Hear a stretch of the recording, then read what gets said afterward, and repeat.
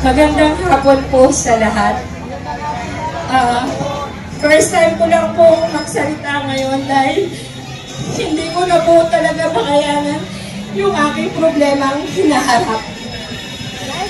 Dahil po sa flood control, ang tatay ko hinaras at tinakot ng DPWH ng taga Pampanga. Namatay po ang magulang ko nung tanggap ang cheque na hanggang ngayon po hindi ko pinapalit.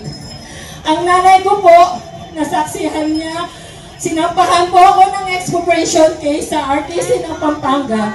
Nasaksihan po ng nanay ko kung paano kami paglaruan ng isyam na judge sa Pampanga, kung paano ipinasa-pasa sa iba't ibang korte. Hanggang namatay po ang nanay ko, hindi ko nakabit ang justisya. Hanggang nagpakaawa po ang nanay ko, August 13, sinikap ko po kahit alam kong ilang buwan ang natitira ang taning ng buhay ng nanay ko. Sinikap ko pong makarating sa DPWH para makausap at magmakaawa na ibigay na ang karapatan ng nanay ko sa tinamaan ng flood control. Ngunit, noong August 13 po yun, hindi nila kami pinagbagyan 2019. Kaya ang nanay ko, 2019 October 22, namatay po siya. Isang buwan lang po ang pagitan. Ito po yung project na tumama sa lupa namin pribado. Nung panahon po ni Pinoy, pero ang congressman po, si Don Gonzales, at siya rin po yung congressman na ang pangalan po ay Northern Builders. Pinatubo Hazard Argent Mitigation Project Phase 3. Contact number 3B of San Fernando Flood Control Works, Part 2 Outlet Channels and Bridges. 4.8 billion po ang pondo na to. Alam niyo po ba kung gaano kasakit na doon sa isang residential area namin upang mai-transfer yung titulo namin, 684 pesos per square lang po. At sa magulang ko pa, ipinakaltas yung 6% na tax gains.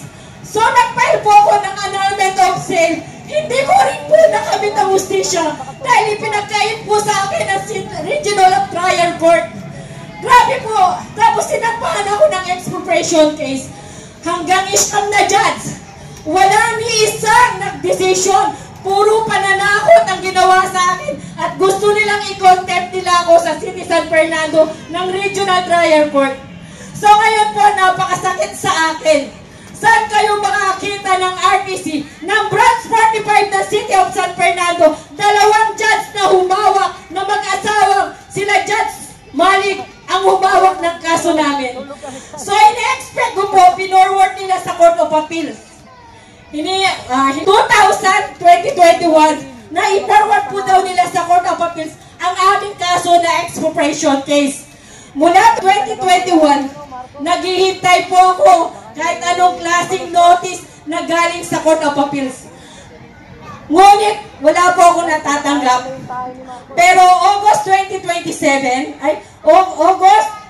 2025, nakatanggap po ako ng sulat galing sa Court of Appeals na indirect for contempt. Nagtataka po ako, bakit nakatanggap ako ng indirect contempt laban sa akin?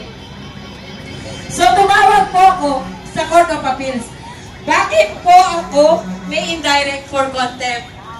Ang lakas naman po ng loob ng mga taga-DPWH na wala salang kaluluwa yata para patakutin na naman ako upang umatras sa laban ko sa expropriation case. Hindi po ako natatakot sa kanila dahil lahat po tayo mamamatay. Tapos po, hanggang iniintay ko, walang kasagutan. So, ang ginawa ko po ngayon sa Court of Appeals, nagtanong po ako, humihingi ako ng kopya ng mga records ng aking documents. Halos ayaw po ako ng bigyan kahit nag-request ako ng letter. Hanggang sa nagwala po ako ng isang araw. Miyerkules po yun, last week pa lang. Siguro, ayaw nilang umabot sa kahiyan ang Court of Appeals. Pinapasok po ako ni Chief Justice Cunanan. Si Justice Cunanan po, pinapasok sa ako sa Court of Appeals, kinausap. Natapos na alaman ko Yung kaso namin expropriation case, lalo po wala ako sa kaso, na wala akong kinalaman. Inusan wala yung kaso kong expropriation case, na wala akong natatanggap anong kaso. Sabi ko, Diyos ko, Lord! Sabi ko, ano po to? Sabi ko kay Justice Cunanan, Justice Cunanan, gano'n po ba kalakas si Dong Gonzales? Hanggang dito po ba? Nagtatanong lang. Dito po sa Court of Appeals, nabibili po ba ang justisya para lang po ba sa mayayaman? Paano po kami mga mahihirap? Kaya dito po sa pananawagan ng pananalita ko, humihingi po ako ng tulong kung paano ko po malabanan si Dong Gonzales at DPWH at iba't ibang ahensya na kasabot niya. Hindi po ako takot na mamatay basta sa katotohanan. Dahil muntik na po akong nadisgrasya ng DPWH noong 2013. Kaya nananawagan po ako dito. Grabe po talaga ang korupsyon sa flood control na hanggang ngayon po nasa RTC po. Wala pong hustisya wala pong hustisya na ano ko po talaga, sa tingin ko nabili yung kaso ko dito sa Court of Appeals. Bakit po umusad yung kaso ko na wala akong nalalaman? Sabi ko po kay Chief Justice Cunanan, Attorney, paano po umusad ang kaso ko dito sa Court of Appeals? Ni wala po akong natatanggap na sulat o anong order nyo. Ibig po ba sabihin, kayo lang po nagkakaalam? Yung mga abogado kong umawa? So ngayon po, nakikiusap po ako. Ang handa po tumulong sa akin ngayon, bakit hindi ko pa sasabihin?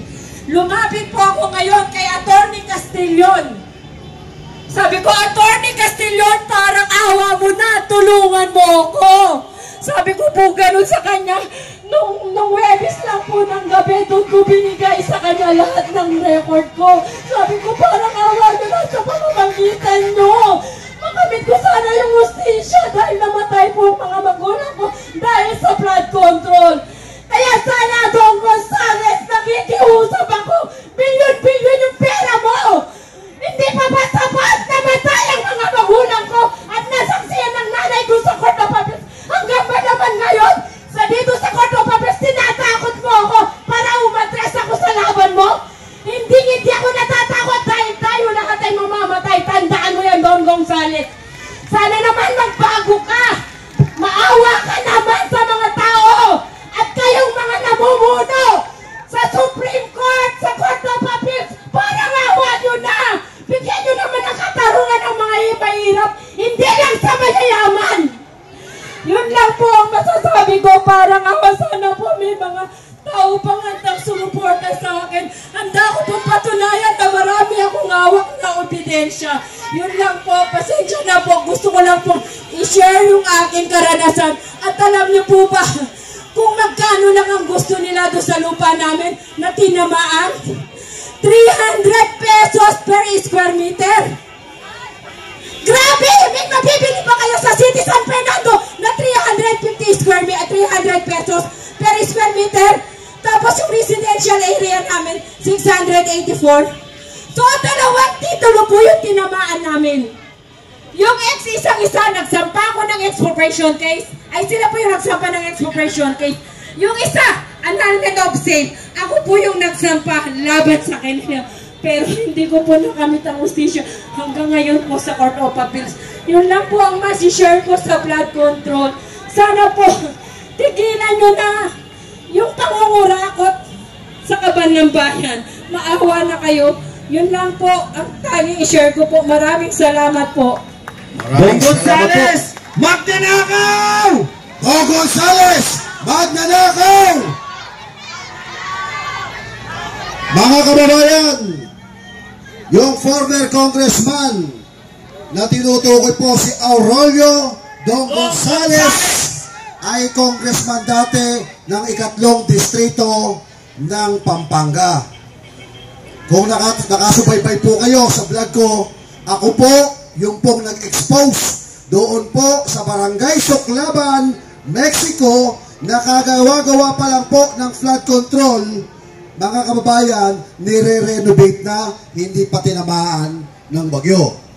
At yung pong kandating, mga kababayan, na inimbestigahan po na ngayon po ay Department of Public Works and Highways, Vince Dizon, na sinasabi na sakop ni Dong Gonzales na ang ginagamit po nila na kontraktor yung pong Ed Marie.